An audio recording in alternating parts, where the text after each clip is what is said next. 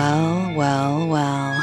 I see you took my advice, but you'll still need to keep what was given to you, as the scenes of horror grow even more unimaginable.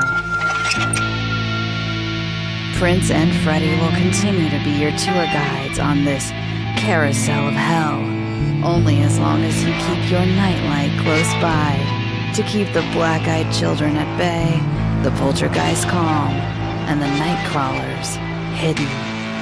Hit the lights and sit back as we welcome you to Nightlight, a horror movie podcast.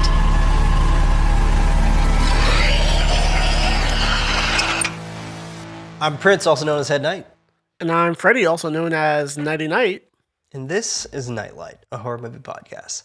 Coming back at you with another motherfucking episode, because we made a whoopsie poopsie, y'all. We made a whoopsie poopsie. We thought we were going to only have 4 movies this month. Nope, 5. So we did have to kind of skirt some things over. I know a lot of people were probably really excited for the poll being against The Ring 2022 or 2002, excuse me, and versus the Backrooms YouTube series. So a lot of people were really excited for that. Sorry. We misjudged the days. That was our bad. We misjudged the days, which turns out it fucked up our entire schedule. So I literally had to redo so many different things. But I'm glad I caught it now. But Hey, yeah. An extra movie this month. You're welcome. Yes, extra movie this month, which it kind of worked out pretty well due to our Don't Press Play month, where we are going to be talking about none other than Strange Harvest that came out last year in 2025, which was, I feel like it was kind of one of those extremely talked about movies. It was one of those flicks that everybody was talking about this movie. TikTokers were, TikToking it up to this movie and doing what they do best. But before we jump into that, we do have to state the controversies surrounding the film. So when this film first came out, I did not know this, but when this film first came out, I did not watch that version of this movie. So I can't necessarily say what has changed and what hasn't, but apparently a lot of this movie was made with AI. Oh, mostly really? The still images. Yeah. Uh, So the still images were made with supposedly AI, and I know a lot of people were a little pissed off at that, which rightfully so. 100%. I get It's like makes rightfully sense, so. yes. I get you. Yeah. Because of that, there were a lot of people who were just giving this movie high praises, and then when they found that out, they're just like, no, fuck that shit, absolutely not, blah blah blah, which 100% I get. Apparently they fixed this. They fixed this and claimed that they went in and changed the images with Photoshop instead. I don't know how true that is, so based off that, I don't know. I don't know what is necessarily true or not, what they changed or whatever. I'm trying to find an article on it here. Let me see if I can find it. So this comes directly from the director, Stuart Ortiz. He did an AMA 8 months ago on Reddit, and the question was from Web Shell Knucklehead. Oh, cute. There has been some backlash to the use of generative AI in this film during preview screenings. Were any of these sequences replaced in the final version? And according to Stuart Ortiz, he said, there is no AI in the film and hasn't been for about a year. We used AI for about 30 seconds of material just to make the deadlines for some festivals with the intention of replacing everything before release, which we since have 100% AI free. And then obviously there was still a lot of other comments here saying, still sucks to hear that you guys were on board with AI in any capacity than to use it. Another one was, mate, bullshit. I saw it this weekend and there's AI all over the place. Another one says, just watch this movie. Wow, it's scary as hell. Good job. So it's a little bit of a mixed bag there. Yeah. A little bit of a mixed bag. Interesting. I kind of want to shout out this podcast because I always listen to it for like filmmaking tips. The Just Shoot It podcast. They are starting to bring on guests to talk about AI creators and how it's like, oh, they use it as a tool, not for creativity. They use it for pitch decks. They use it for concepts. And then they'll use non-AI stuff once it comes down to the final production. And I was just like, God, we live in such a weird world where it's like, what is okay, what is not okay. And I still think AI in the aspects of like, yeah, health and everything else where it's like progressing life. Sure, absolutely. Yeah, this is more so generative AI, right? Yeah. This is where it's tough to say, like, is it a tool? Is it an asset? Is it okay to use in film? And man, yeah, it's definitely a more heavy dialogue now than ever. This dialogue is definitely more nuanced, especially as AI gets better and better, right? Yeah. Like, a lot of people don't know this, but VHS Halloween had AI in it. It was in the Coochie Coochie Coo segment, and in that segment there was AI where, and granted, the film itself was not produced with generative AI. I want to be very clear about that. But the aspect of what was AI was a picture that they got offline. They got it as a stock image, and they didn't know the stock image was AI, and that was inside the house. So that was the AI thing there. A lot of people forgave them for that, but like they were super brutally honest and were just like, we had no idea. We literally got this from freestockimages.com. Like we had no idea that this was AI. And that's what's scary about this shit, dude, because like you don't know now what is considered AI and what isn't considered AI because of how things transpire with living on the internet now. Like you just don't know anymore. You can go Google search images and you can get AI slop everywhere now. So it's just, you don't know. That's the big thing. It's surfacing a lot more now than ever. I went to the movie theater yesterday to see Forbidden Fruits again. And my one tip is like, why are we showing so much fucking commercials and not trailers during fucking movies? That's trash. There was a commercial. There was a commercial for fucking window shades, and the whole entire commercial was AI. Was it all AI? And I was telling my friend, I was like, look, this commercial's AI. I've never seen a movie theater show an AI commercial. And it's like, is it AI? I'm like, his eyeball is moving around his face. It's like his eyes are weird. It's like, oh, I'm like, yeah. Like when you see it, you can't unsee it. It's like, you can't literally unsee the it. outline on every like person's like figure.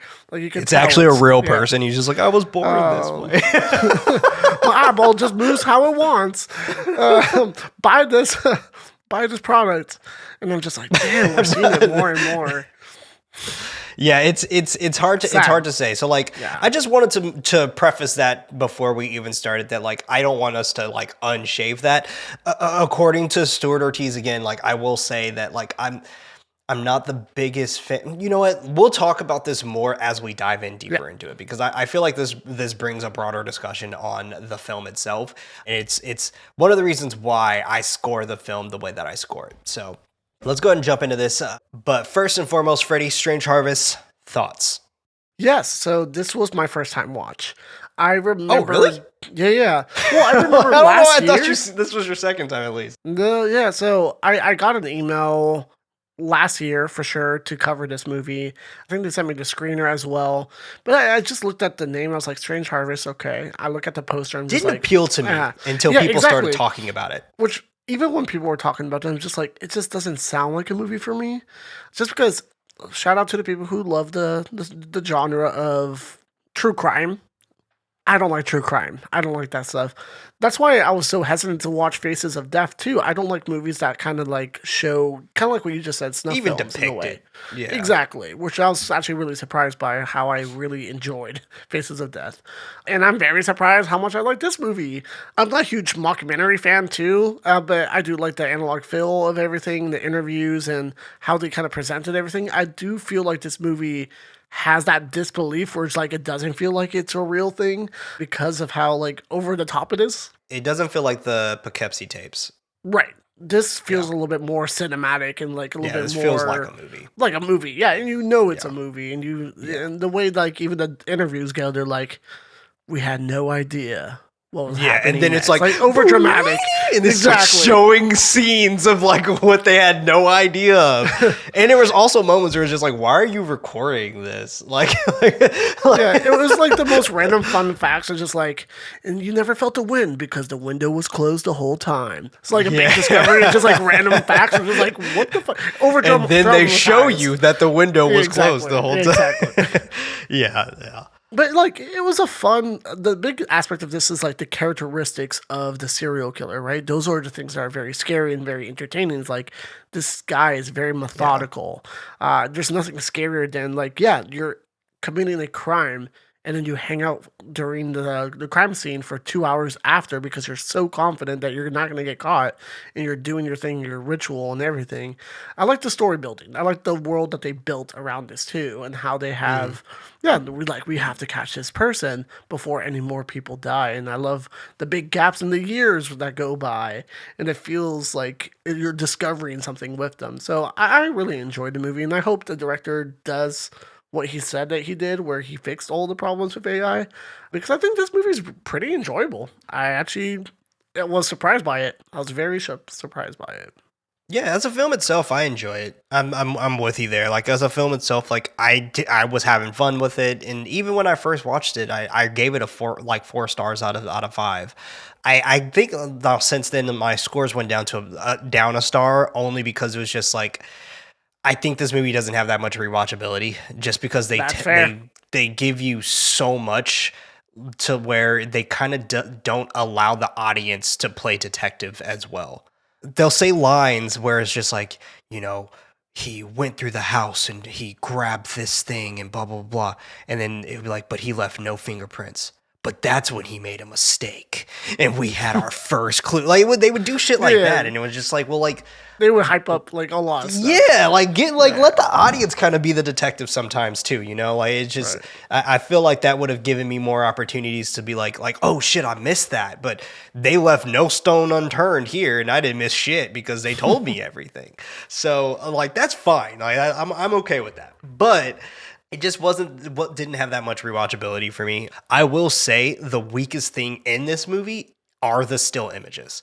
I think the still images look horrible. I don't think they look good at all. They look fake. They look like just bad Photoshop images. And that's not to discredit the person who did this, but it's just like, for me, it took me out every single time they would show this still image. It would take me out every single time. Like one in particular that really, and they showed it multiple times, was the girl who died in the hospital and she had like throw up and all that stuff on her. Oh, sure. And I'm like, I can 100% tell. I can literally see the layers of what you did in Photoshop for this. Like, and it looks a little just too unbelievable for me. It just seems off. Yeah, it does. Yeah, it feels off. And like it's just like that, and it's sad because the gruesomeness of like, oh damn, this was such a fucked up kill gets kind of ruined by that too in a way. It does. It does. Like the still images of the family sitting at the dining room table, fucking incredible. That looks great, and you can't have that be a 10 out of 10 shot, and then give us the rest of these still images and be very, very subpar compared to that.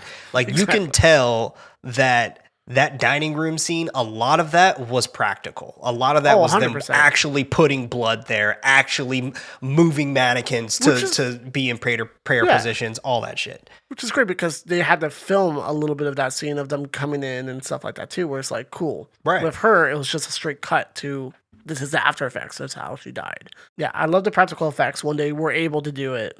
with those crazy stings for the score drops. But it's interesting to say the least. Like I do enjoy this movie for what it is, and I think a lot of what they've done with this film is really, really cool. But let's jump into this so we can talk a little bit more into detail on like what these scenes actually mean with the breakdowns and stuff like that.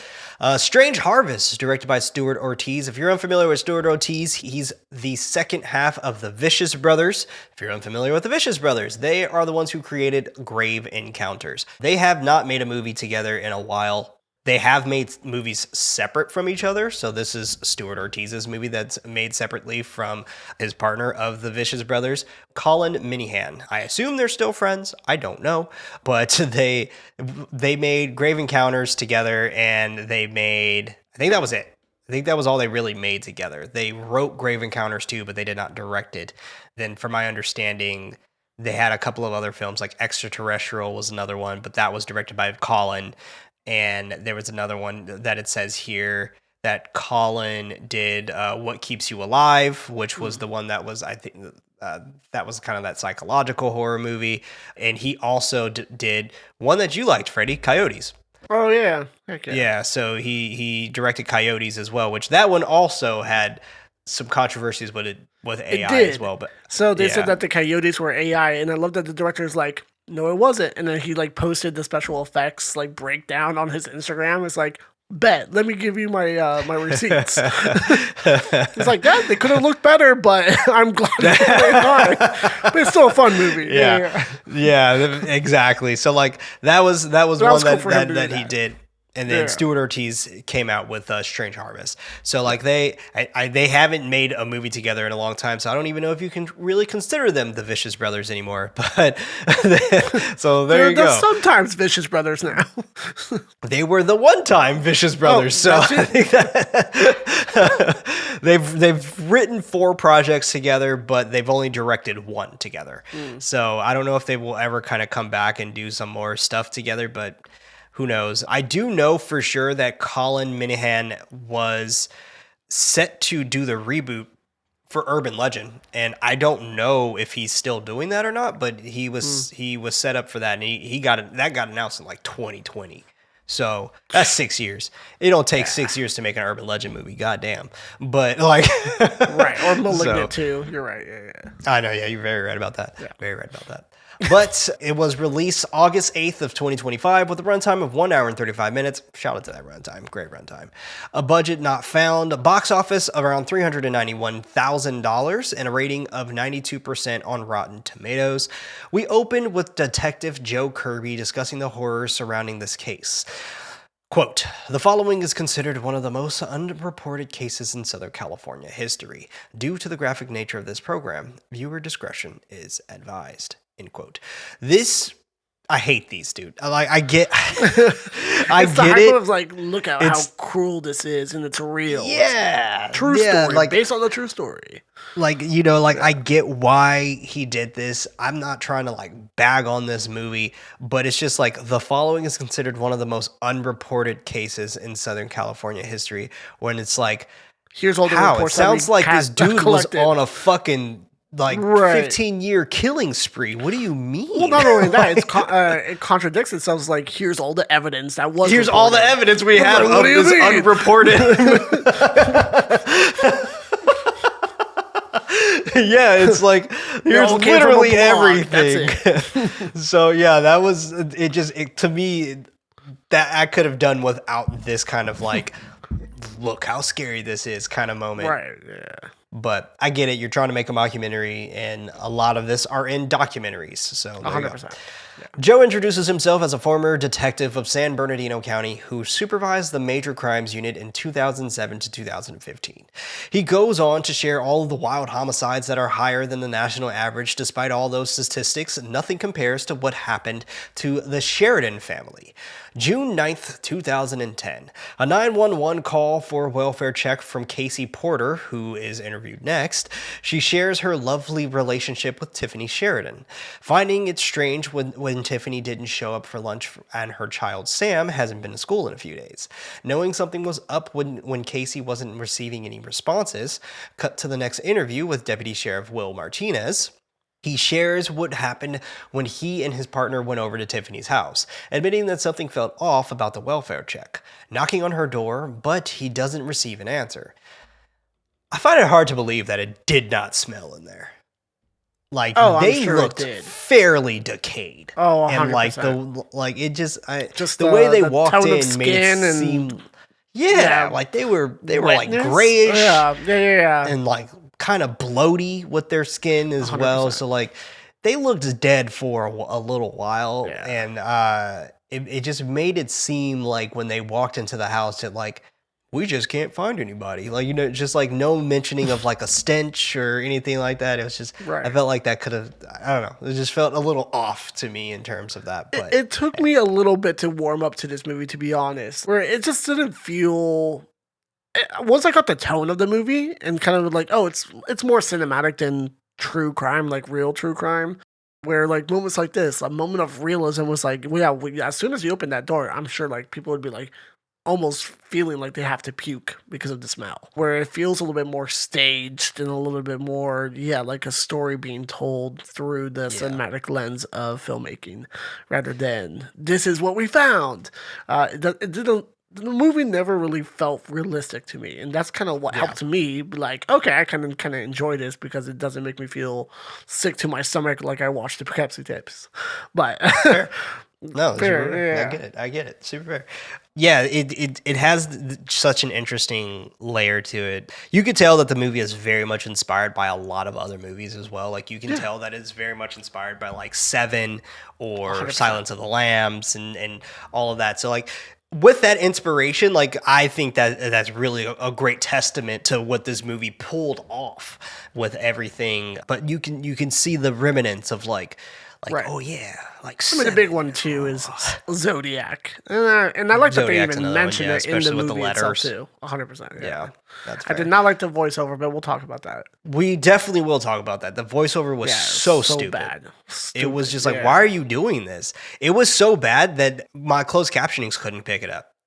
Like, like it wouldn't pick it up. Same. It wouldn't say anything. So I was like, wait, what? Like, what is he saying? Like, I don't. And another thing that made it bad, they didn't have it read the whole letter. They had to read like a snippet of Right. the letter. It's like, where I are had we to reading? pause to like read the full letter too, and I'm just like, okay, cool.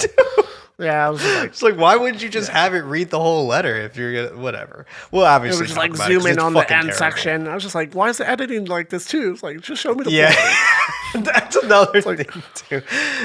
There was definitely choices made in this movie for sure.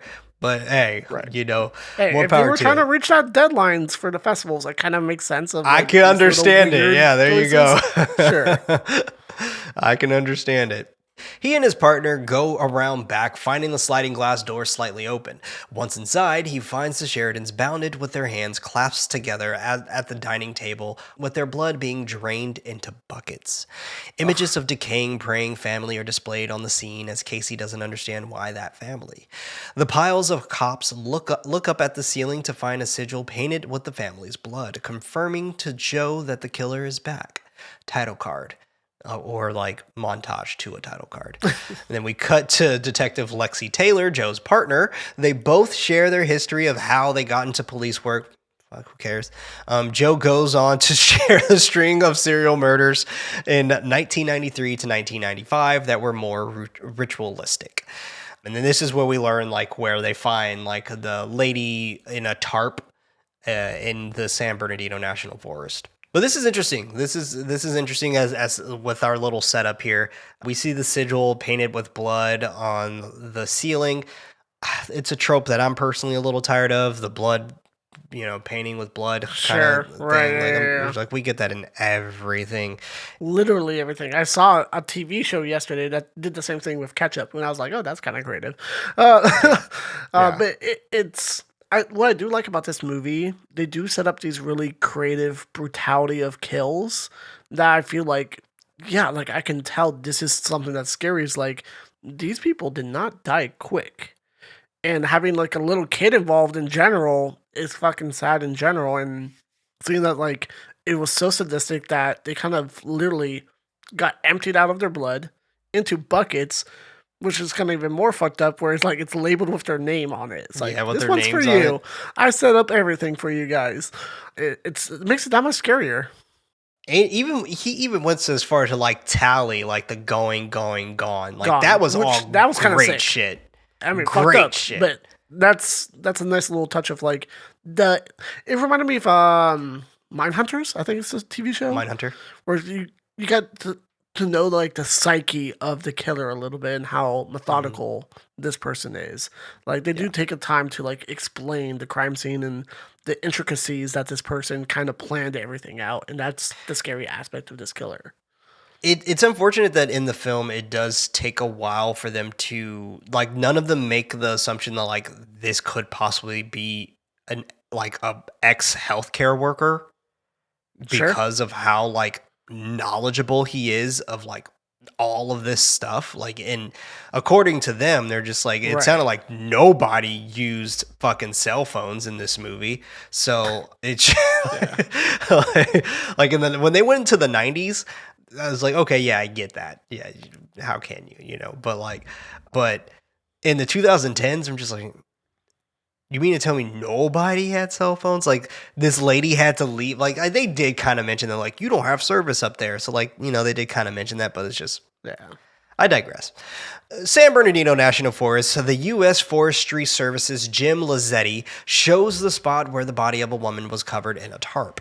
August 8th, 1993. Joe continues explaining that grim sight of Shifra Gutierrez, images of her dismembered body wrapped up in the tarp. They estimated that she must have been there for at least 2 weeks, but it's too hard to tell. Shifra's friend Monica shares some history considering her to be really cool, but she got into some dangerous shit trying to warn her about the dangers of whatever she was doing. They don't mention it like too well, but like she was a sex worker is kind of like the implication, because they say that like, oh, she was at a motel where it's usually frequented by sex workers. So Lexi knows that Shifra would frequent Dean's Corner Motel, which is a hotspot for sex workers. However, the clerk couldn't remember the man who she was with. Joe believes that the man could have killed her, but nobody saw or cared. He was able to get the name Albert Shiney from the ledger, admitting that the case was quickly moved on due to Shifra's racial demographics and line of work. News anchors Mitch Cavaghan shares another homicide of an 82-year-old man named Ambrose Griffith. In 1994, he was murdered in the assisted living apartment. So there were, I think, 3 murders, I think is what they mentioned, in the 90s, and then they jumped to 2010. Which, the one where it's the old guy, where he's basically paralyzed in his own bed, who can't even defend himself, getting stabbed multiple times. I was just like, damn. Yeah, this guy does not care about humanity at all. And then I like that this mystery is like, oh, this seems very randomized. It's all different types of people, which kind of made things a little bit more interesting. It's like, what is the pattern? Yeah, like what is your pattern here? Like, it's why like, you put your symbol everywhere, but why? Yeah, what is it for? Like, so I do like that, though. I do like that they do give you that mystery of just like, why these guys? Like, why these people? Like, why, because it was the one homeless guy, for example, where he was like, yeah, when he found out that I didn't have diabetes, he just got mad and left me. So like, was he trying to kill people who were already like on the way? But that doesn't make sense, because we had the kid and we had a lot of different things. We had a lot of different people, so it's just like I don't know, because what we didn't read the book. We don't know the MO ritual. was. Yeah, we didn't read the book. We don't speak Latin. There you go. As you shouldn't in movies. As see what happens. Yeah. Evil Dead. Haven't we all learned? Even though they don't speak Latin, they're just literally just like, oh. June 3rd, 1994, Joe explains that someone scaled the backside of the building and entered his room from an unlocked sliding door, bludgeoned with an oxygen tank, and then stabbed with a box cutter. He knows that he was entirely defenseless during the attack, since Ambrose was bedridden, finding comfort in the possibility of it happening fast. Lexi continues sharing that the scene was brutal, letting them to obtain a bloody fingerprint. Joe mentions that nothing came back from the print, And what makes things worse is that they weren't able to make an immediate connection to Shifra's murder. 1995, cut to a husband comforting his wife, sobbing as they make a statement to request the whereabouts and return of their 12-year-old son, Noah Lafone. Since this was Joe's first time investigating a child, he became completely wrapped up in it. 3 months later, he finds Noah's decayed body in a shallow creek, finding multiple lacerations to his abdomen with the removal of his liver. They found a box cutter in Noah's backpack with his belongings inside, finding another clue of a missing page with the word Caliban imprinted on another page. Not understanding what it meant, considering that it could be some sort of code. So this is all interesting because like now we're starting to get into this territory of like ritualistic stuff. How do you feel about the ritual stuff? Like do you feel like this fits with what's happening? I would say cinematically, yes. In the real world setting, probably not, which is Okay. great, as you don't want this in a real world setting at all. I feel like for the movie, them not giving us answers allows the creative freedom to do kind of whatever they want with the rituals. Because, yeah, some people get dismembered, some people die a lot slower, some people get stabbed to death immediately and then left alone. Nothing really correlates. And that is also what makes this movie kind of scary in a way. It's like it could be anyone at any time and no Yeah. one's safe. And that's something that's really cool about like horror films is that when a movie pushes that boundary of like no one's safe. And I love movies where it's like, let's kill off the main character halfway through the movie and then follow a different character. And I always smile on that. It's like, yeah, you took the risk. Right on. Shout out to the series for doing that. Welcome to Derry. Oh, yeah. Yeah, it's Like I'll you- never get over how you they think fucking it's just these kids that you're going to be following Oh throughout my the season? God. Yeah. Spit on my face. In a great way. Actually, that doesn't sound right. I was gonna say, what does that mean, Freddie? what does that mean? Don't take that out of context. Don't clip that. What is a good way to spit on your face? Spit on my face the good way. It's like unless you're Haley Steinfeld. Well. We've all seen Sinners. I feel you. Lexi shares that they got a letter in the mail with crucial details of the 3 murders. With a message at the bottom saying that 10 transits remain, isn't it insane? I'll be back, Mr. Shiny, with a triangular sigil. They understand that Mr. Shiny wanted them to know that he wasn't finished.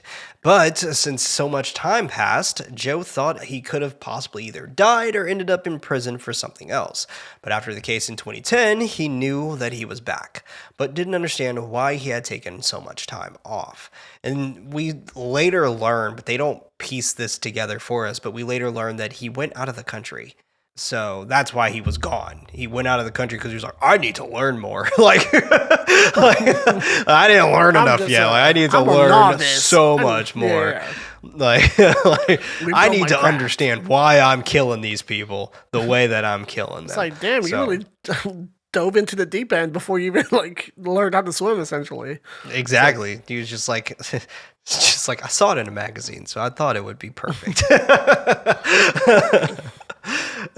But we also learned later that like he went to a cave and he kind of had like a religious experience in a cave. We don't know what in the cave happened. It was like after he already murdered people too. It's like, what?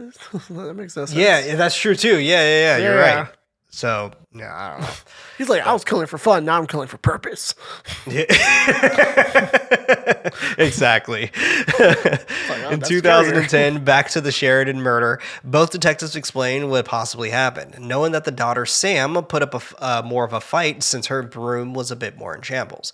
But all the results ended the same, each bucket having a designated name for the person, where the killer put 3 value markers to how much blood they'll lose until they're dead, with the words going, gone.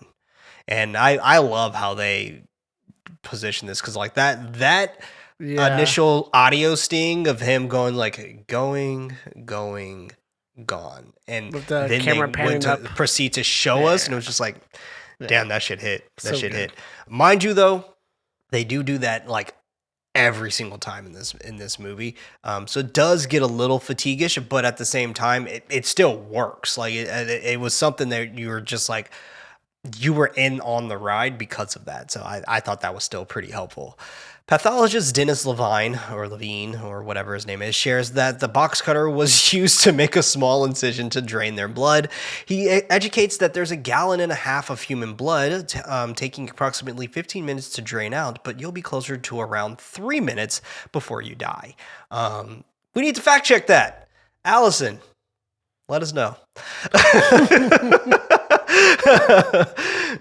Like, you know what's actually really scary to think about? How much a healthcare worker could genuinely probably kill so many people. like it's just like, that is so scary to think about. Oh yeah, and probably the most sadistic ways too. It's just like they know so much of how to keep you alive. Yes. That there's just so much destruction that they can do to you. Like, oh man, that is terrifying to think about, dude. That is terrifying to think about. Joe thinks that for a killing to be considered ritualistic, it is when anything is done post-mortem. Is that true? Like, I feel like that's not entirely true, right? Because I feel like it could be premeditated too. You know, you can have a ritual beforehand, but whatever. I don't know. Comparing it to a normal homicide, because I guess homicides are normal, and the killer fleeing the scene, but he believes that Mr. Shiny had to have stayed there for at least another 2 hours since he left and came back with a ladder to paint the sigil on the ceiling. And he even left like his paint tools and shit, which I thought was hilarious. Damn near impressed that he was able to do this without the neighbors seeing or hearing anything. Then 3 days later, they received another letter in the mail. It reads, quote, "The leech lives! Deaf to the bogus progonum. Hope you blue baddies are having fun chasing my tail because the harvest has just begun and reading's so much fun." He writes this like he's like he writes comic books. Right. Bang, bow, bow! I hope you guys are having fun. Aren't you blue baddies on the way? Yeah, he starts rhyming. It's like he kind of like I picture him doing like anime face. He's like, yes. Now that I have you right where I want you. Like, it's just it's like, what in the Death Note is going on here? Like, this is just you think I'm a fool, but you'll see that there's a man in the pool. What the fuck? Dr. Seuss ass. Like, red fish, blue fish, that kid is dead in this dish. It's just like, what is this dude is, and that is true. He does Killing rhyme. the family because I'm like, fuck it, I'll put their blood in a bucket. What the fuck are you talking about? Like, it just looks like he would just like pop up and he's just like go hide. Yeah, just like he's in the fucking. What is happening? A Grinch's suit is like, why are you dressed like the Grinch? Because isn't it scary? Or he's in like I don't know if the Grinch moves suits? like that, but just in a regular green suit. He's like, can you see me? CGI myself out. Can't find me. Oh my god! It's just the letters are the corniest things in this movie. They're so corny, but it every single time it came on the screen, I would chuckle after reading them. Oh, you know what could have made this movie really cool? I don't know why the idea just popped in my head. Like every time they're doing like an interview or they're doing like some behind the scenes stuff, he's like just himself in the background. Like he's just always around them and they just never see him. Never saw. So it's kind of like, where's Waldo? He's like, yes. Kind of like Ghostwatch. They're reading my little... Yeah, exactly. Yeah. He's kind of like They're reading my letter. Yes. Yeah. That was in the Poughkeepsie tapes as well. They kind of did that same thing where like he would be there when they would have like the news reports and stuff like that. And, but in the Poughkeepsie tapes, they didn't catch him. So there you go. Not a happy ending for that one, I guess. Let me finish this letter because I'm not done yet. Caliban comes! Have you felt a prick from the thorn of time? 7 more to kill, and then you sure will, Mr. Shiny. See, you cut to a news report of I know it is better than their So, like, for context for people who don't want to watch this movie and they're just listening to us, it sounds like a robotic version of of Robert Kennedy reading the letter. Like, it's literally like, Caliban comes. Have you felt the prick from the thorn of time? 7 more to kill, and then you sure will. It's like, but it's like more robotic. It's ridiculous. May, if you could put a robotic voice of me reading it on that part, it sounds like that. Cut to a news report of another killing in the park where a jogger finds the decapitated head of Tamara Latour. On November 8th, Lexi goes over. They did not spend much time on this one at all. This was like the quickest one. On November 8th, Lexi goes over the details of how Mr. Shiny snuck into the home of Tamara and her boyfriend, Glenn Sandwich through a dog door. He attacks Tamara first before burning Glenn's face off with a torch, but he survived because Lexi was to interview this dude the very next day, apparently, despite his face being severely burnt off. Yeah. What do you mean you're interviewing this guy who's just like, he literally just got burned in the face, and you're just like, I interviewed him the next day? How? Yeah. Like, what? This dude wasn't in surgery? Was that just the fastest surgery of all? In, like, what the fuck? Yeah, in an extensive ward, like, getting his face, like, taken care of. Like, do we have to talk about this right now? like right now? And please, can you stop saying that this is a lit interview, please? Yeah. Yeah, for real. This is a fire scoop. No, stop saying that. They were able to gather a sketch of the killer as Glenn explains how weird the man was acting before sobbing. They interview Glenn next, who shares that he wasn't able to go back into teaching due to his face. And this is later where like he is like completely like, you know, messed up from the burns on his face and all that stuff. You can feel the emotion in this guy's and the acting of this character. It was pretty good. Honestly, the acting was pretty good except for some parts. I didn't mind the acting too much. It was believable enough. Like, you know, but there were some people who were just like, okay, yeah, you're really trying to get into this documentarian type of like mode, I guess. But yeah. The unnecessary interview continues about how he's pretty much dead until his head starts to bleed, demanding his compensation, wanting them to leave. Joe explains that the only thing they had was a jar full of leeches and Tamara's ant-covered head inside the sigil. And it was like a stick-made sigil that he made and put her head in the middle of it. But there was a worker who saw a man with a truck that was loading dumpsters with trash bags. They were able to capture footage of the worker's van for Shamaz painting. And that's it for this couple. That's it. Like, we spent way more time on these other people that we couldn't even talk to. like right. You literally had the husband of the guy, of the lady who died. And right. Like that was to your point too, like the lady that was on like the trail. There's like, okay, quick, boom, out. Yeah, it was just like, I found her. Yeah. Okay.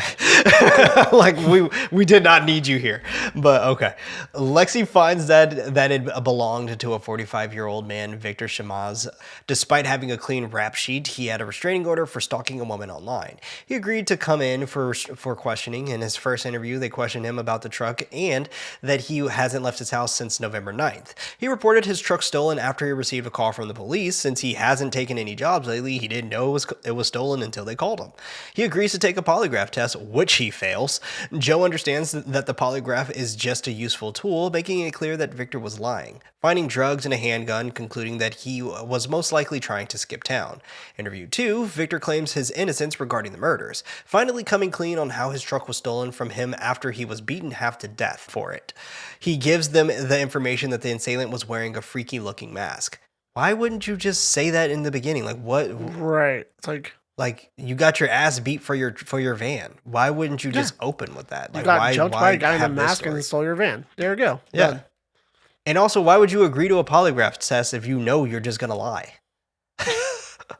Like, you don't have to agree to a polygraph test. Like, you at that point you could say like, I want a lawyer. Like, you know, just like what? But whatever. And I guess they just believe him after this too. They're just like, good enough for us. Lexi understands that this meant Mr. Shiny knew that they were tracking him down, making it clear in his following letter. Like, why even tell us he took a polygraph test and failed it for you to just then be like, we believe him? They're like, it was a guy in a mask. Clearly, you're innocent. So we believe bad guys wear masks and steal cars. So you might be onto something That here. makes sense to me. Yeah. But Yes. we get another letter, and here's another one. So strap the fuck in, put on your anime gloves. Cooler, cold. So close yet so far. How frustrating this must be. The harvest is here. Caliban comes. The great shambler arrives at the gates. We will all perish in the flesh mausoleum, but be reborn amidst wonder and glory forever. Behold Dragaul, Hell Caliban, 6 more. How about some gore, Mr. Shiny? It does rhyme a little bit towards the end. Dude, he rhymes it every time at the end. I He feel legitimately like rhymes this it every guy single time. would write a lot of great Yelp reviews. Probably. Or very obscure Yelp reviews and like, you wouldn't understand cold. what the The fuck plate he was I talking had. about. Give 1 star to this restaurant. My sandwich was cold, and then you get the fucking person like it's supposed to be. Like Hail Caliban. it's a cold sandwich. Hell Caliban! Pray your customers get served better food. So, okay, like, this is what gets it really interesting. He names all of these things. Caliban, Shambler, Dragaul.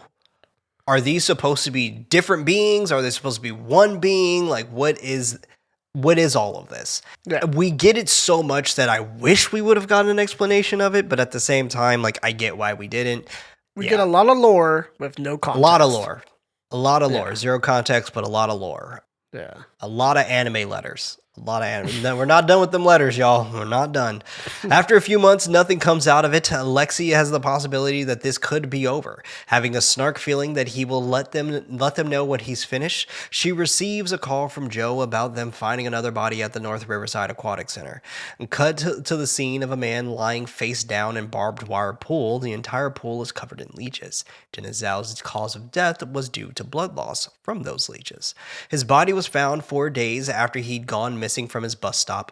Lexi and Joe understand that Mr. Shiny has been breeding the leeches for over a month. They believe that Dennis was thrown into the pool with no ability to get out due to the violent barrier created by their suspects. There was barbed wire, there was glass on the corners of the pool. This was actually a really cool trap here. I mean, I'll be honest. No offense to the victim, of course. I can get out of that fucking pool. I can. You can? You think so? I mean, but you're 100%. like a Barbed legit wire? like swimmer. Yeah, but even if you go to the shallow end, like, you can move the barbed wire little by little. Like, you can figure it out. Yeah, I don't know. That's fair. But at the same time, this is probably the most sadistic kill out of the entire movie, where I'm just like, damn, this guy is methodical. He uses all these intricacies with, like, the leeches, grooming them for about a month, taking his time with it, having this whole entire setup for the pool, and then putting the leeches in there. There is this aspect of, like, man, this feels like he's always one step ahead and has stuff fully planned out. He is on a mission. He is going to succeed because he's planning out all of his different type of stuff that he's trying to do, which I found him as a killer. I was like, yeah, you are a threat. I can see how you're getting away with everything, how you're not leaving fingerprints. You are someone who thought everything out, which is scary. Very, very thoughtful with how he chooses to kill, which is very scary, and I enjoy that too. I like that as this character. Like, it feels believable that he would be this meticulous when it comes to his killings. I like the fact that in the photo as well, like one of the still images, like they still have the leeches on his body, like they didn't even take them off. And this dude looks like he's in like the coroner's, like he looks like he's like on that steel coroner table, and they just still have leeches on this guy's face. It's just like, why did you take those off? The fuck? So like, yeah, it was just super interesting. But yeah, once again, these images don't look great when they show these. You know, this is the Photoshop stuff that I'm talking about. Like, the leeches look like they were just like clip masked on. Copy paste. Exactly. Leech. Like it doesn't really look like they're even sucking on him. Like, it just looks like it's on him. But same thing even for like the decapitation and all that stuff. Like, that all looks very placed oddly, I would say. Yeah. Like, it's just like you can tell like there was a lot of heavy editing for this. And I think what honestly could have corrected this is if it was saying like reenactment. You know, like put like a little thing like this is a reenactment image or whatever. And that would let me to believe like, oh, okay, the documentarians did this. So instead of it being like, good. Yeah, exactly. Yeah. Especially if you're trying to finish a film and you can't finish in time, cool. Make it work for your movie then. Yeah, make it work for your movie. Make it work for your movie. Yeah, being able to just go in there and just be like reenactment on or something like that. Just have it be that, and I feel like you wouldn't have gotten as much heat. Right, because that brings up the discussion: is like what is better, an unfinished product and missing and submitting a deadline, or missing the deadline but finish your movie entirely how you envisioned it. It's like, what's the better thing? I wonder what version he sent to them when he applied for the festivals. Like, because they watch these movies before they even accept them. Right. Like, but now some film festivals are okay with AI, which I'm just like, yeah, damn, that's pretty lame. Like, I heard South by Southwest had like a whole dedicated section to like AI recently. I don't know about film, but they're always big on tech, so AI is always a presence there for the innovation side of the festival. But I don't think it's Tribeca, but I think a place in New York had a film festival for AI films in general. And It's like that one, I don't know what museum did this, but it was like that one museum that literally had an entire exhibit on AI. Gross. It was ridiculous. It was absolutely ridiculous. Marine scientist Nathan Silva explains how the leech will attach and suck the blood of their host. It takes a ton of them to eventually kill Dennis, learning that he wasn't able to scream because his tongue had been cut out. Fair enough. Joe notices that the leech bite looks similar to the symbol, but he still has questions. That was another thing that I didn't like, how they would say these things. Like, it made it seem like he never knew, but like, I get it. You're trying to tell a story, but a documentary doesn't work that way. Right. Like, it's just like they ask you a question, you answer the question in detail, and like it's up to you, I guess, to piece it together. But this just felt a little too perfect to be pieced together because it sounds like it's scripted. You know what I'm saying? Right. Like, it just sounds like it's scripted more so than what I think Stuart Ortiz was trying to go for. They found out that Mr. Shiny and Dennis were in communication because of a kink ad on Craigslist. No kink shaming, but Craigslist, be careful.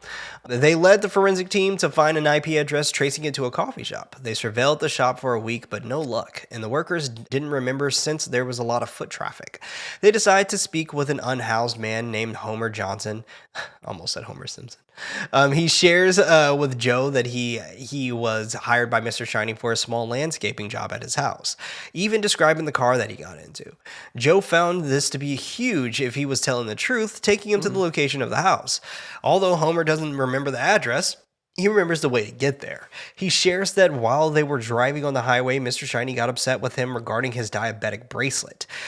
Because it wasn't his, Mr. Shiny kicks him out on the highway and drives off. Since they can't enter the house without probable cause, Alexi notices the sigil over the door. They found that to be enough since they had never released that symbol to the public before. Cut to a team of officers busting the door open, but the house was basically empty with a few odd things sitting around the house. A chair sitting in front of a tube TV, an orange mannequin, photos with the faces of people scratched out, and a child's bed with a book and a gallon of milk on the ground. Joe admits that the person living in this house was, but that doesn't make you guilty. So I get it. There's a lot of weird I think what I was trying to say here was Joe admits that the person was living in this house was doing odd things, but like that doesn't make that doesn't incriminate you for just being a weird person. Oh, a guy has a random mannequin in the middle of a room that's empty. Weird, but that's weird. Murder weird. He didn't. That's not Joe worthy. They show a painting of a leech monster in one of the rooms, which I assume this is supposed to be Caliban. I assume. It seems like it. That's kind of where they're like leaning towards. But I was kind of thinking too, is like it'd be Or kind of funny. Azabarg or whatever. Whatever the creature is. It has a lot of Azragor, I think names. it has so many names. But But I was thinking, it's like, imagine if they found his house and it's just a bunch of shiny things in it. It's like it's just filled with like glitter and just like coins and like random Yeah. Mr. Shiny. I don't know why Reminds they me of call him Moana. Mr. Shiny. Like I don't understand. Like maybe he shines like a star. I don't know. Like I don't know, but that was like his alias when he wrote in the book in the motel, and that's pretty much just Right. ended up being Mr. Shiny. But he also Yeah. writes his name as Mr. Shiny in all of his letters as well. Which He is, does. Yeah. Yeah. Sure, we got to get a killer name, I guess. Yeah. Shiny, sure. Lexi explains that a woman living in San Diego was renting the house to Albert Shiny, who paid for an entire year of rent in cash. When they dusted for fingerprints, they weren't able to find one until they found one on a telescope.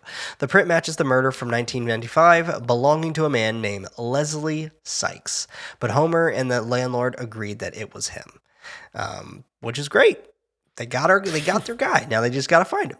I like the alley where it's like, we didn't find a single fingerprint, but But find one in the telescope. It's like, it's a lot of the build-up. It's like, we couldn't get this until we got lucky. And then yeah, that's like, oh my god. my shoes didn't fit until I wore sandals.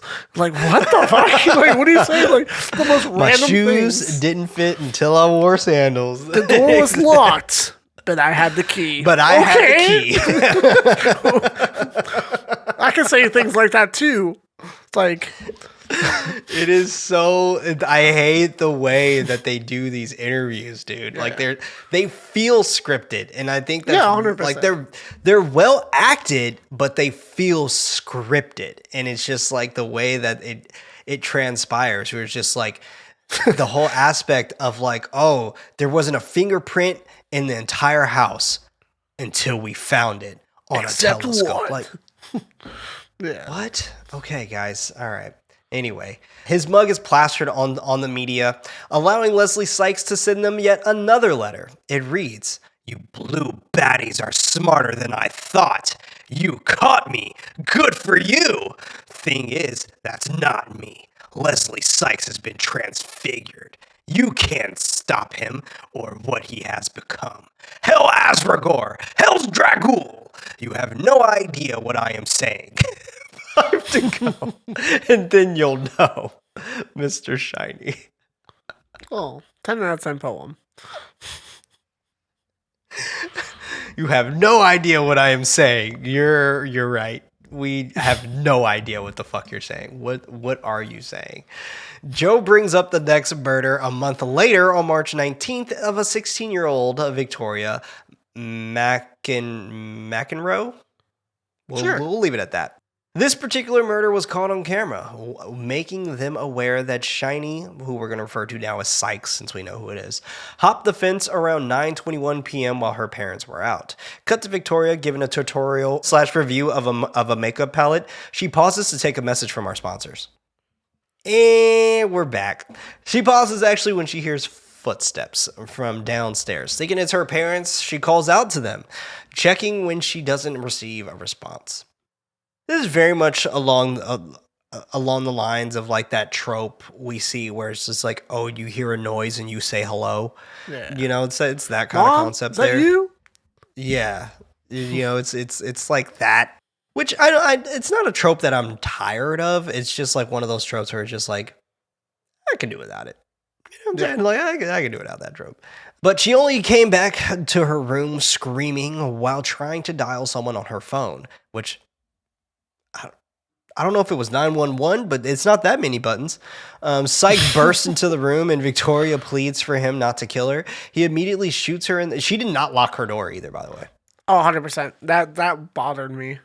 She I was just closed like, her why door. didn't It she was just lock like, her door? Yeah. Or move your fucking bed against the door or something. Something, Yeah. please. Just like 0 out of 10 survival skills. Both our minds went to something. Yep. This is why we do the podcast. This is why we do it. We're like fucking Nash, man. I don't know why I made noises and then our minds are synced. 0 out of 10. Oh man, 0 out of 10. the 0 out of 10 survival skills. Like she just totally had no survival skills. And even then, like I would have tried the window. I would have tried to hop out that window. Shit. Like fuck it, whatever. Like I know I'm on a second floor. Actually, we don't have context of that. I said downstairs, but I don't have context of her living in a 2-story house or not. So like story house. Yeah, like I don't have any context of that. But it was just an assumption, I guess, on my part, and I shouldn't assume that. But I would have tried that window. I would have been like, a window is right there. I'm going to hop out of it. Fuck that. Yeah. Fuck that. I will try. I will try. I will try my best. Something. Fuck Anything. that. Yeah. Anything.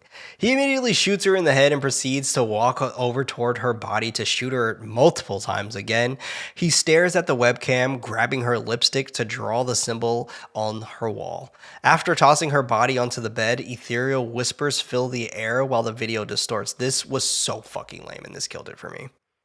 Like This the killed it for me. paranormal type of thing. Yeah, like Of you know, the I video didn't. glitch. I don't mind the one at the end of the movie, but it being right here, and then you're like, okay, so we can hear ethereal whispering, but yet nobody else mentions it. Right. Why tell us this? They're like, why the footage show us was this not as an usable audience? or whatever. Yeah, they were Right, just, like he dismissing was it. just like, and when Joe comes back on, he was just like, you're unable to see what's going on, but you don't mention the whispers, like you don't mention any of that, and it's just like, well, why show the audience that whispers are Right. happening in the audio? If you're 0 not out gonna of 10 do that? investigation skills. Yeah, for real, dude. So, like, I was not a fan of this. This is where it took me out of the movie for a solid until the end. Initially, Yeah. like I was like groaning at this point at this film, just because they were at this point they started leaning extremely heavy on the paranormal stuff, and it's not necessarily a bad thing. It's just like when you have this consideration of showing us footage, and within the footage we have this assumption that everything you're showing us are all things that you reviewed and you've listened to, and therefore Prior. you can speak Yeah. to. And then you don't mention something paranormal like this, why show us? Yeah. Just distort the fucking film and let them fall to the floor and be like, we don't know what happened there, but it just happened. You know, like just do that. No need to show us any of the other stuff, but whatever. Something looks like it's either leaving or entering Sykes' body, but when the video stops glitching, he's on the floor. And this was interesting in general, I guess, but whatever. Even though Joe wasn't able to fully see what was going on, he concluded that it was a ritual. Thanks, Joe. Professor of Anthropology Warren Gillette gives a quick history lesson on ritualistic murders. Even though he wasn't able to recognize the iconography that Shiny used, he fully believes that he's a true believer, making him extremely dangerous. The video continues with Shiny waking back up, panting as he leaves the room, missing the fact that Victoria groans awake, surviving her heinous attack. Soon after, her parents rushed into the room, getting emergency services there to stabilize her. Joe made sure to have multiple officers guarding Victoria while she was recovering in the hospital, but an image of her dead with vomit coming out of her mouth is displayed. This is the one I'm talking about that was just like, this looks terrible. This does not look good at all to me. And I don't like to like show this movie because like I don't think this movie is a bad movie. Like I genuinely don't think this movie is a bad movie. It's just that image itself just makes doesn't work. me. Yeah. It doesn't. It doesn't work. And honestly, they did have to show something just to have a little resolve on how she died. But at the same time, like, the scary aspect of this is like, damn, he's like, oh, I fucked up. He found a way to get to her. Was brilliant. Yeah. I did like that story. That was aspect, awesome. That where was I'm just awesome. like, damn, you are pretty confident in what you were doing because you literally, walked by everybody and no one even noticed, which kind of gives a little bit more like social commentary too. He wasn't even there to kill her. Like, and that was even cooler. Like, this was this whole aspect, like this whole part here, besides the still image, is fucking incredible. So well done. This brought me back in for sure. Lexi reveals that Sykes attacks a nurse and takes his uniform before entering the hospital. He introduces himself to the staff, claiming that he came from pediatrics and he knows his shit, so they believe him. During his time there, he cared for multiple patients, walking past police and security several times, including Joe and Lexi, which is hilarious. Absolutely hilarious, because at this point, they already know what this guy looks like. Right. They're so They have a picture of him. hyper-focused that they're not focused on like their surroundings. Exactly. Yeah. He continues with his plan, poisoning Victoria's blood supply with sink trainer before a shift change. After Sykes leaves, another nurse gives her the poison blood, killing her in minutes. Both Joe and Lexi blame themselves since the one victim that survived, they weren't able to protect. Yeah, that does kind of suck. That will live in my conscience forever. I'd be like, damn. Right. And the fact that he didn't even do the, like, quote unquote, pull the trigger, where he's like, I know her blood type. I can just poison these blood bags, and I know it's going to go through the rotation of getting to her at some point, and I don't even have to be there. I can just leave it there. Life will take its own life, essentially. Yep. Knowing exactly which blood type she would have, and that's the only person being in able the to hospital, receive that, which is weird. incredible. Sure. Yeah. So well done, dude. This was such a well done move for this movie. While Joe takes a break, we interview Victoria's parents, Jim and April, emotionally discussing their moments with their daughter, showing off her room in the same state that Victoria had died in to keep her memory alive. Sad. That's very sad. That one definitely is sad. And like, I didn't put it here, but like April, the mom, mentions the line of like, you know, when you say the person's name, the last time, that's when they truly die. Yeah, that kills them forever or whatever, which makes sense, right? Because like she even brings this up later. It's just like these people live forever, like these serial killers live forever because we make them live forever. We're constantly telling their stories, sometimes repeatedly. You know how many times Ed Gein was fucking like used as an inspiration of? Too many times. The Texas Chainsaw Massacre, Psycho, Bates Motel. It's just like every time. And then they made the show, and it's just like, ugh. But it's all of what she was saying, like that's very true. And I think that's one of the most important messages in this movie is that, you know, we give so much life to the suspects versus the victims. Like we don't give enough life to the victims for them to be able to be known forever, to live on forever, unless they are like a high figure, right? It's always better clickbait when you talk about the killer versus the person killed. It is just better clickbait, and it always will be. It's super sad, and I think that was one of the most important messages in this movie, and I wish they would have kind of hearkened on that message a little bit longer. Because by her saying that, it is kind of like her saying, fuck you for making this documentary to the fake producers, right?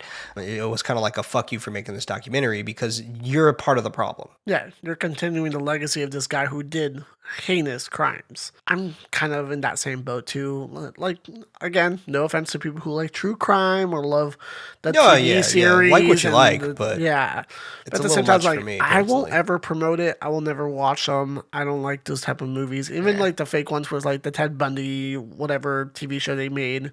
Yeah, I can't watch those either. And people dressing up like the fucking serial killers for Halloween. I'm sorry, that's some weird type wild. shit. That's wild. That's weird to me. So, I mean, if you do that, then I have a little judgment towards you. But if you watch the show, I have very much judgment towards you. But yeah, like the one dude who sold the serial killer bowls at like a convention. I think it was at Comic-Con or something, and it was like legit like Wayne Gacy, like cereal bowls. They were cereal bowls, and it was with the faces of the serial killers. It was like Ted Bundy and all of that. And it was just like, you know what I would do? I would buy all those bowls, go to a rage room, and go at it. There you go. Never make these again. Sorry, this is not art. Cut to multiple news interviews with people sharing their fear of the murders. They had an $80,000 reward for information on Sykes, but most leads ran dry until they met with Jared Kelly. I feel like that's not enough. I like that's still a lot of money, but like for what the type of crimes that this dude was doing, and you're just like $80,000. That's enough. It's like no, we dude, he know what children. Area of California you're in. This for county. Real, yeah. We like, know how come on wealthy this place is. Come on. 80,000 is crazy to me. I was like, that's a little low. I feel like at least this is like a quarter mil. It was the highest reward we've ever had. Yeah, that's what he was saying. Yeah, he was like Dr. Evil's like $1 million. And I had to tell him to up it up. It was just like, come on. So yeah, I feel like this is like a $250,000 type of information. Sure. The 80,000 just seemed a little low. I wouldn't come out of woodwork either if I was like, fuck that. I ain't dying over 80,000. Fuck that. During the interview, Jared claims that Sykes was an interesting guy, but he liked hiking. One day, he returned from a hiking trip. He was more agitated and distracted, admitting that he had a religious experience in a cave. Something apparently appeared to him in that cave, and the last time Jared saw him, Sykes shared that he had burnt all of his possessions and would say some of the things that he mentioned in the letters. Jump to a 911 call from Miles Harris about someone killing his dog. Sykes tried sneaking into his backyard, but was attacked by their dog until he killed it. They put the Harris family immediately into protective custody, but Sykes moves on to another victim, Leo Dietz, who was working a night shift at a donut shop. While he's on the phone in the shop, Sykes watches him from outside the window before going toward the back. This is the second time we get a kill shown to us, like a video footage of the kill, I guess. This one was way more brutal. Jesus fucking Christ. This shit was good crazy. Too. Like it how did. Everything played out, and you see him in the window, and then he kind of comes around and just fucking goes at it. Yeah. Shit was crazy, dude. Obviously, like, stabbings will always be scarier just because of, like, I just feel like it's just the aspect of, like, how much blood sheds with a stabbing. It's crazy to kind of think about like that in general. But this particular scene, like the helplessness that this guy felt in this just moment. By himself. Yeah. Yeah, dude. Oh my fucking God. Oh, Jesus Christ. Leo hangs up the phone and notices him, but he's met with a blade to the back of his neck. He ties him up before stabbing him again in the chest and dragging him to the back of the shop. He's later found stretched out on the table with his heart removed from his body with the bloody symbol on the wall. Even though security spotted Sykes, he gets his license plate and still flees and ditches his car. The detectives hoped that this would have made him more likely to make mistakes, but instead, he bought a ticket to Jerusalem. I guess he left at this point. Never mind.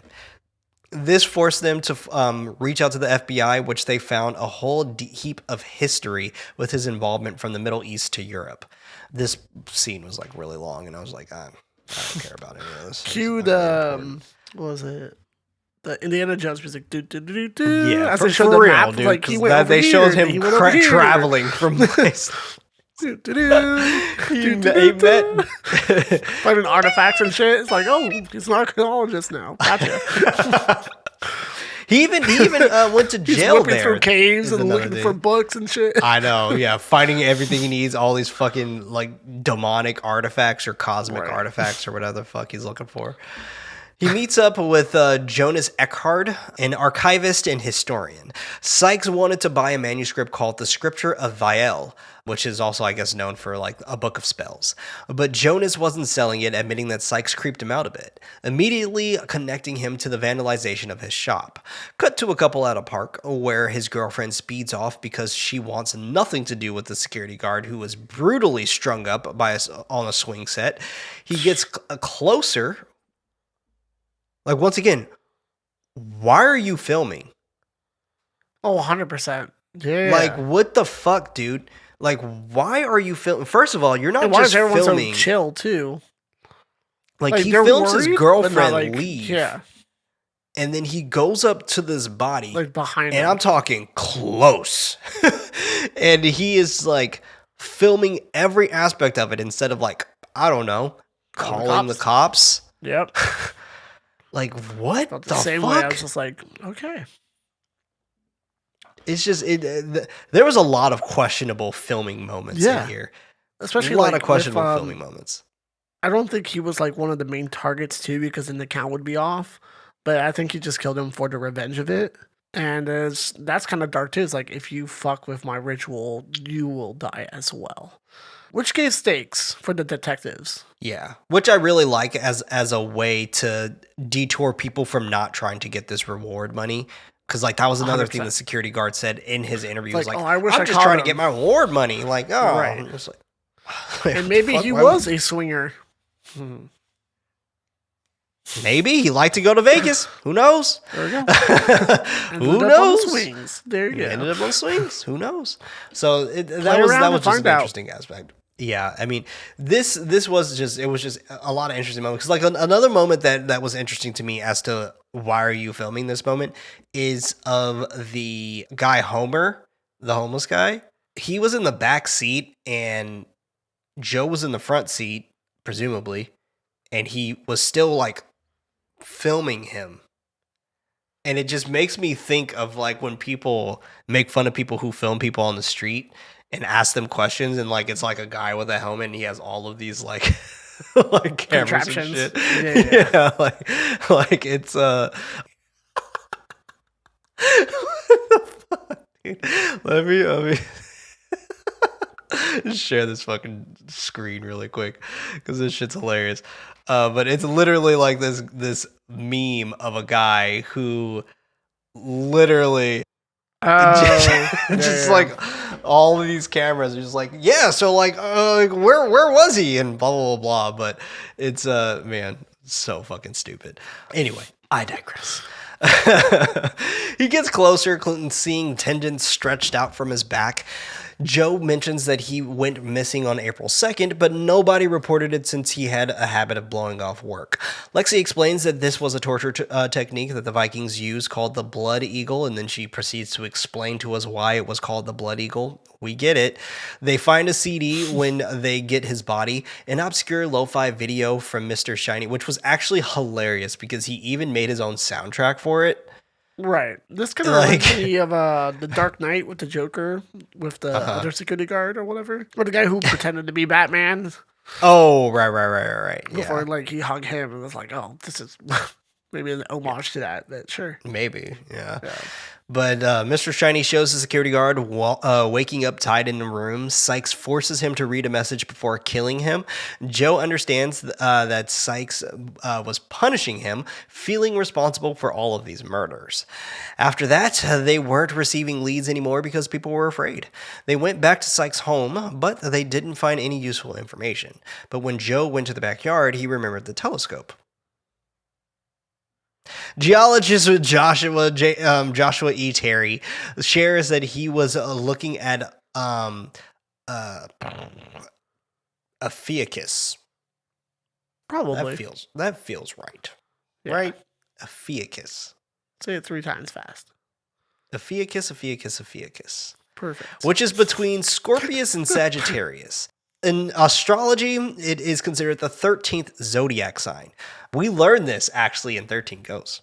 Oh, that's true. So yeah, we learned this in 13 Ghosts. So I don't know if that's a homage to that, but we learned this in 13 Ghosts, where it was the upside down zodiacs, and they call it the 13 black zodiacs.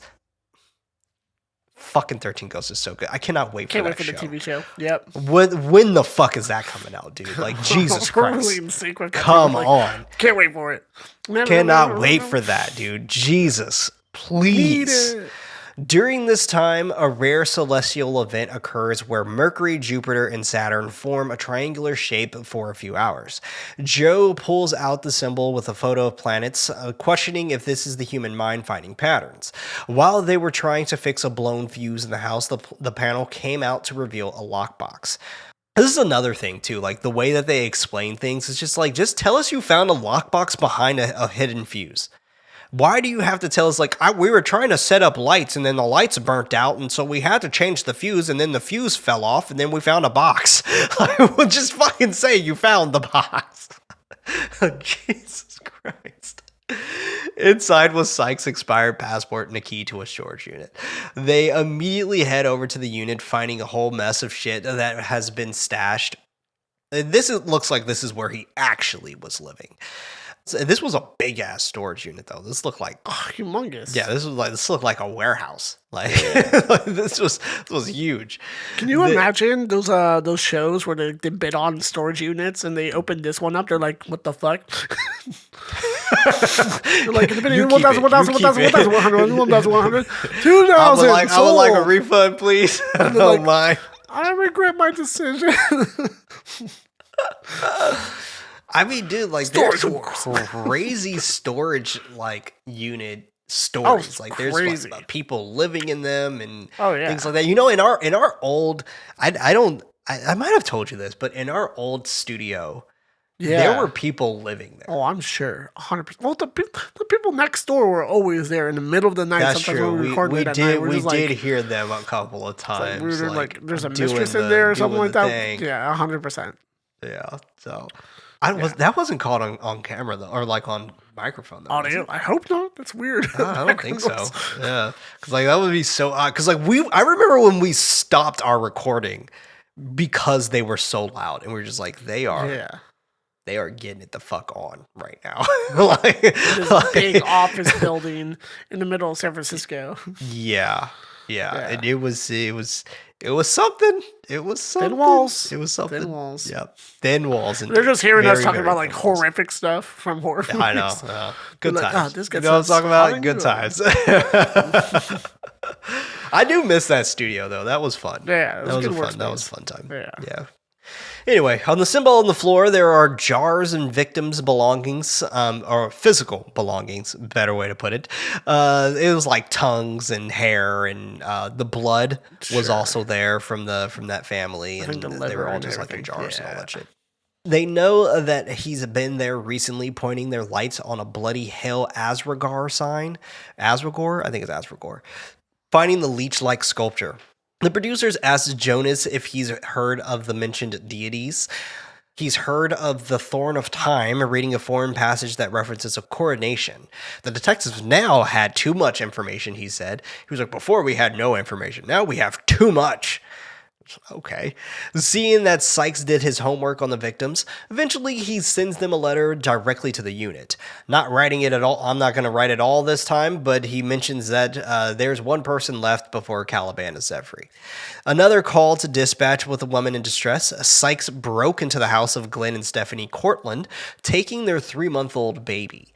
He murders both parents before taking the baby out of the crib. Instead of killing this baby, he waits until the morning of Friday the 13th for his planetary triangular phenomenon. When Jim gets off work, he notices a red SUV in the same spot he found Shifra. Feeling that something was off, he called it in, found that the car was stolen, and he wondered if it was Sykes. This was the place where he eventually ran out of gas. What are the odds of that? The stars are aligning. They're here! They're here! May 13th, 2011, 2:54 a.m. 2 cop cars come shooting past a group of women camping. Officer Carter Pierce admits that he was stoked when they got the call to capture him. The cops check tent to tent but don't have any luck. At 4:11 a.m., a woman named Sylvia called the police about Sykes breaking into their rental property. She cries that her husband is still inside. They meet up with Sylvia and she quickly directs them to the cabin. The cops cautiously check the cabin, finding Sylvia's husband Martin duct taped with the mask on his face. He drops a blanket with a small drill inside. Lexi reveals that he was lobotomized.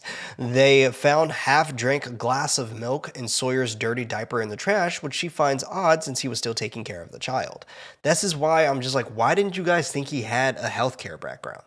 Right. Like I feel like you would have been able to find this guy way sooner if you would have just like been like, let's start there.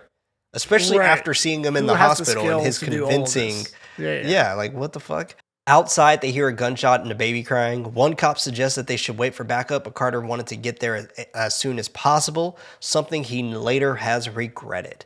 Like, I get that he regrets this. No regrets. But you're a cop, and you hear gunshots and a baby crying. Why wouldn't you spring into action? 100%. I would hope you would spring into action. That's like that. Like I get it. You're trying to be safe, and you don't know how many people are there or whatever. But This is your job. I feel like as a cop, this is what you sign up for. And protect. Exactly. Like you Two sign up things you're in for charge this. Like you can't just like pick and choose when you are going to protect someone. Like I feel like if you signed up for this, then it's your duty to go into the direction of gunshots. That's what I feel, at least. And hey, maybe I'm wrong in thinking that. It's just I feel like if you are signing up to be a cop, then you are signing up to put your life on the line for others. And am I wrong? Yeah. Especially practing others is one of the big things too, and not being the threat themselves. Right. It reminds me of Uvalde. You know, the school shooting in Uvalde and how long it took cops to go inside because they were waiting for backup. When it's just like, get the fuck in there. Get in there. Come on. What are you doing? So it's just like, I get it. He was saying like, oh, I regretted it because to make it more scarier, but it just feels tone deaf. It just feels a little tone deaf.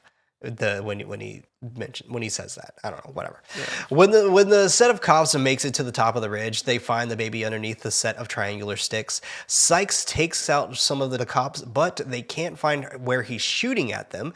He walks behind Carter when he starts to stab him repeatedly. Standing above Carter, he lights a plank before approaching the pyre with the baby on it.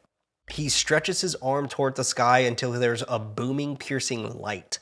Flashes of multiple videos and images show as Lexi puts it, the karmic phenomenon. Oh, sorry. Cosmic phenomenon. This was also so fucking dumb, dude. It's like, this is a documentary, you can cut that out. This was so dumb. Like, for her to be like, I don't believe in cosmic phenomena. What? What? A shooting star is a cosmic phenomenon.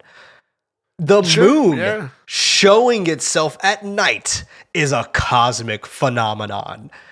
The moon showing itself at day is a cosmic phenomenon. What are you talking about? She's like, I just hate the song. What song?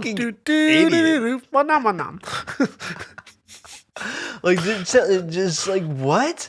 Lexi plays fucking stupid while Carter mentions that it looked like red eyes in the sky. Meanwhile, the group of college girls is all reacting while Elizabeth, who's one of the college girls, is entranced by it, falling to the ground, seizing. Before Sykes could set the baby on fire, Joe shoots him. While checking on Carter, Sykes somehow manages to get out of there, where his body was eventually found inside a creek. His face was covered in leeches, damaging his face to the point that it was unrecognizable. This was also super stupid as well, because like he's checking on Carter, and where Lexi is holding the baby, literally right next to his body. And she's like, he's gone. What the fuck? What do you mean? What? They found that he's had been living out there for a while, building and planning this shit. Cut to everyone learning about the killing of Sykes on the news and the loss of one of the cops. Joe admits that he doesn't feel any joy in his death because he wishes that he had the opportunity to interview him. So many unanswered questions, montage he literally put that. He was like, there's so many unanswered questions. I was like, tell me about it. Montage to the close members toward the victim's feelings, bittersweet. Victoria's mother feels as if he's now immortalized more due to his actions. Elizabeth became epileptic after that camping trip, and she even mentions like one of her friends like, hey, my friend has vertigo now. Explain that.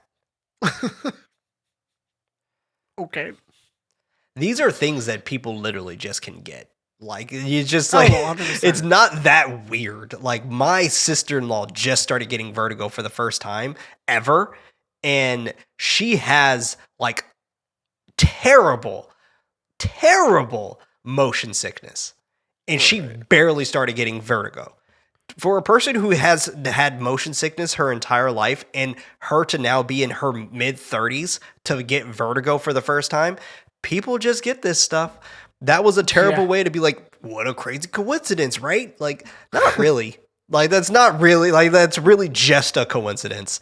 Like, like it's not a crazy coincidence. It's just a coincidence. So it's not really that weird. Like, you know. Casey had to move out of the state due to not being able to handle the events there. Smartest person in the bunch. The 100%. Producers want to know what Joe thinks he was trying to summon, but he doesn't know. But we can say that Leslie Sykes was a monster and that they caught and killed. They wonder about his final letter, which was for the detective, stating that he'll be back. They aren't worried about it, though. It ends with this quote: "It is estimated that there are over 150 serial killers active in the U.S. at any given time." Then credits. Well, I mean, they show that they also show that dude who was burnt.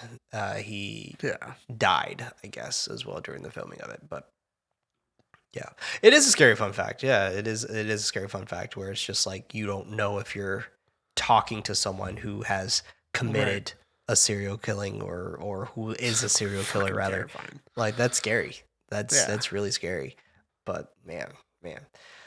Like I said, this movie's not bad. It's not a bad movie, but there are a lot of moments where I'm just like, I roll my eyes and I scoff a little bit. Sure. Because I just feel like they're doing a little too much in the movie where I'm just like, you could have like pulled some of this shit back. And I think that's why it worked for me, is because like, it takes away the realism. Whereas I'm like, cool, I'm just watching this movie for it being just a movie. Yeah, I really enjoyed it, but to your point, I don't think I would rewatch it again. Yeah, I don't think I'll rewatch it again. I think I'm good. But like even to your point though, where you said like, you know, it was easy for you to kind of like take yourself out of it because of the lack of realism. I don't think that's what Stuart Ortiz was going for. You know what I'm saying? Like, I don't feel that that's what he was going for. Yeah. You know, I was really going for realism. Yeah, like, you know, I don't know if that's necessarily what he was going for. Like, obviously, yeah, he was making a movie with the paranormal aspects and things like that. But I think he was trying to have it feel as real as possible. I don't know. I feel like it's self-aware how mockumentary it is, because it is very over the top. Like, we kind of poked fun a little bit about the dialogue or even the facts where they dramatized everything a little bit. But even like the voiceover reading the letters, I'm like, no one made a really good decision to have that in without being like jokey about it. Or maybe they were doing it like, oh, people are going to love how creepy this is going to sound. I'm like, no, it sounds ridiculous. But fun movie, entertaining, good kills, methodical killer. Sure. Indubitably. Yes. Yeah, agreed. But I do have a few movie facts for us here. Movie facts? I did not read any of these movie facts before, so I don't know if they're actual facts or not. So bear with me on it. But maybe facts. Director Stuart Ortiz confirmed that the version of the film screened during the 2024 festival run including premieres at Fantastic Fest and Grimmfest, contained approximately 30 seconds of generative AI imagery used as a placeholder material to meet production deadlines. Following negative audience feedback regarding the aesthetic of these images, the production replaced all AI-generated assets with practical photography. You're like, bullshit. Me making fun and of traditional visual effects prior to the film's wide theatrical release in August of 2025. Sounds like you had a lot of time to like hire a better person to do this. Production designer Jesse J. Clarkson portrays the serial killer Mr. Shiny and personally designed the character's signature 3-hole mask. The mask was great. Yeah, the mask was really good. The mask was great. We brought that up, yeah. The storage facility used by Mr. Shiny is named Your Self Storage. This is a direct reference to The Silence of the Lambs, where Hannibal Lecter directs Clarice Starling to the facility named Your Self Storage, containing jars of human remains. Okay. Cool. Lead actor Peter Zizo prepared for the role of Detective Joe Kirby by watching numerous episodes of Homicide Hunter, Lieutenant Joe Kanda. This was done at the request of the director to ensure the interview segments maintain a high degree of authenticity and realism. Yeah, Freddie, he wasn't going for what you got. Yeah, fair enough. Okay, well, It worked for me at least. I don't know if he would take it as a compliment, but your it failure still was worked my for you. win. Sorry, that was a little harsh. When a 16-year-old victim, Lizzie, mentions a specific makeup brand, she identifies it as Adorable Damage. This is an inside reference to real-world production company Adorable Damage, which co-produced the film alongside Saban Films and Pathogen Pictures. That's cool. Huh, that's cool. Actors Peter Zizzo and Terry Apple, who portrays the lead detectives, recorded nearly 80 pages of dialogue for their Talking Heads interview segments to ensure an authentic procedural tone. Zizzo studied episodes of Homicide Hunter featuring Detective Joe Kanda. The video file sent by Albert Shiney is titled Death Awaits, a direct reference to the username used by the character Sasha Parker in Grave Encounters. Both films were written and directed by the Vicious Brothers, who frequently embedded such Easter eggs to link their cinematic universe. Cool. The production was extremely low budget, independent effort filmed with a crew of approximately 20 people. That's pretty impressive. That explains the photos. Writer and director Stuart Ortiz utilizes a large warehouse to film the interview segments featuring detectives Joe Kirby and Lexi Taylor. Due to the location's lack of soundproofing, the production was frequently interrupted by external noise and environmental sounds, requiring multiple takes to maintain the documentary's somber tone. That's cool. That's cool. Yeah. Neat. Yeah, I mean, all in all, cool movie. Like, if you haven't seen this movie, I would highly suggest checking it out because it is something that is a little different. So it is a pretty cool movie overall. It's not a bad movie by any means. But let us know what you think of Strange Harvest over on patreon.com or patreon.com/nightlight pod. That's night with a K. Or let us know what you feel on either YouTube. Let us know over there. Spotify, another good spot. Another good spot to let us know. So let us know. Let us know what you're feeling about this movie. We definitely want to keep this conversation going. You can let us know on Discord as well. Another good place. So all of that's going to be inside the show notes, so you can hit us up over yonders. But before we talk about the next film, we have to give a very, very special shout out to our patrons over on patreon.com/nightlightpod. That's night with a K. I was going to say Ghoulish Nights, but that's you guys. That's you guys. We'll take a moment to go ahead and have our community manager, Allison, to shout those out now. What is up, ghouls and knights? Here's our weekly shout outs for our Patreon members. They are at the $10 level. They are at the Lantern. You're even cooler if you're at the 25, but you know what? I love you at every level. $10 levels where you get the personalized shout out though. You can message me on Discord, Instagram, anywhere on our socials, and I am happy to give you a personalized thing, whatever you want, okay? Let me know if it's a birthday, anniversary, I got you, boo, okay? Oh, also, death threats. JK. Not really. Okay, here we go. Michael, Avery, aka Southern Night, aka Nyquil. Come back to watch parties. I missed your face, bitch. Okay, love you.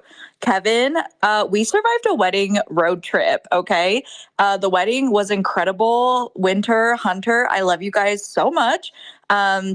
They're some of my bestest friends in the world. And Kevin didn't even crash my car. Amazing. Thank you so much.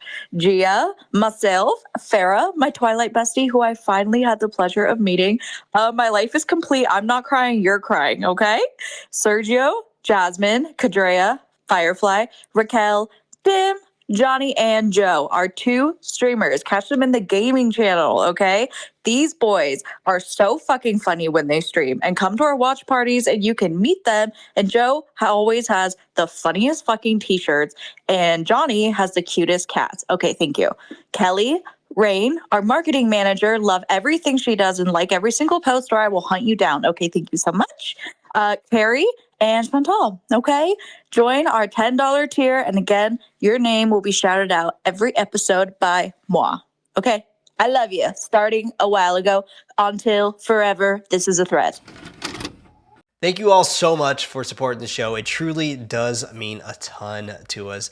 A lot of cool stuff is happening over there on Patreon. If you are not a Patreon member, you can sign up for free so you can at least be in the know of what's going on over there. Most recently, I have checked out the Bone Temple. 28 years later, the Bone Temple. That was my first time watch, and I watched that as a commentary track that is available on Patreon right now. So head on over there. take a little gander at what we have available. A lot of fun things that are on there, and everything is organized as well. So if you want to kind of click around and you don't want to scroll, you can click. You don't have to scroll. It's very organized. So by all means, you can find what you're looking for over there. But head on over, and thank you all so much for supporting the show. But the next film that we are going to be covering is going to be by our Ghoulish Knights. They selected this, and this is technically not a movie that we are going to be discussing. This is going to be a YouTube series. The YouTube series, none other than The Backrooms. I am Fuck yeah. so excited for this. Already started some of the videos, and it's going to be amazing to break down. Oh, dude, I cannot wait, dude. I cannot wait. We're going to do it in the chronological order. So if you are unfamiliar with the chronological order, Google it. I don't know what to tell you. But like, I don't know. But do like, your research. it's do your research. It's a lot of them. It's like 20 of them. So we're going to do it in that specific order. So if you want to kind of join along, you can do so the same as what we'll be watching it in. But yeah. So excited for that. So excited for that. But this was Nightlight, a horror movie podcast. I was one of your hosts, Prince, also known as Head Knight. Alongside me, we had Freddie. Always keeping things spooky and scary. Hail Azagor, also known as a Nighty Night. With your help, we can reach more Ghoulish Nights with your help for the show, or with your recommendation for the show, excuse me. If your podcast app allows you to rate our show, consider us, give us a 5-star rating, as it honestly does help us out a ton. If you're over on YouTube, feel free to give us a like, as that honestly helps us out even more, apparently. For extra horror-related content, head over to patreon.com/nightlightpod. That's night with a what?